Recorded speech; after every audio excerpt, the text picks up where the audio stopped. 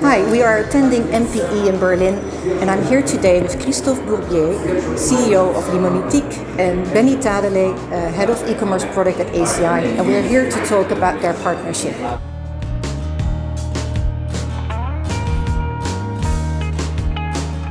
Limonetik has a pretty good knowledge of the marketplace and emerging payment trends and payment capabilities, value-added services, such as collecting and marketplace is quite important.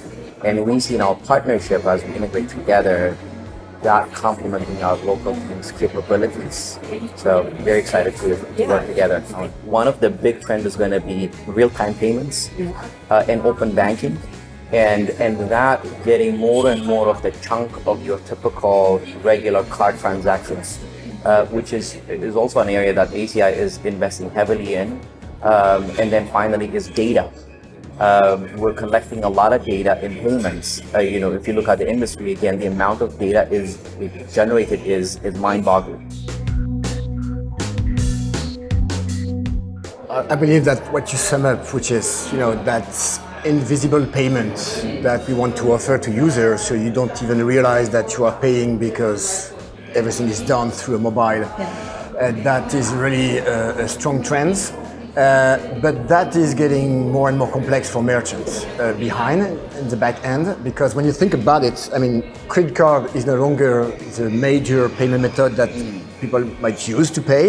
You mentioned instant payments, but in the world online, only 25% of transactions now are done with credit card. So it means that the rest, 75%, are done with what we call alternative payments. Mobile payment, QR code payments, instant payment, you mentioned them.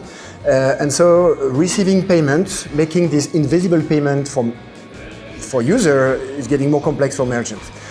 At the same time, those merchants, they all want to become, like Amazon or Deliveroo. They want to launch their own marketplace to have some one-stop shopping experience where they sell their product, but also product from others. We all know Uber, we all know Amazon, of course. But when you think about it, marketplace or even cross-channel, where you buy online and you collect the product in store. When you think about it, for the flow of payment, the flow of funds in the back, it's a nightmare, because you have to receive money and send that money to the restaurant, to the delivery guy, to the taxi driver, to the bookshop on Amazon.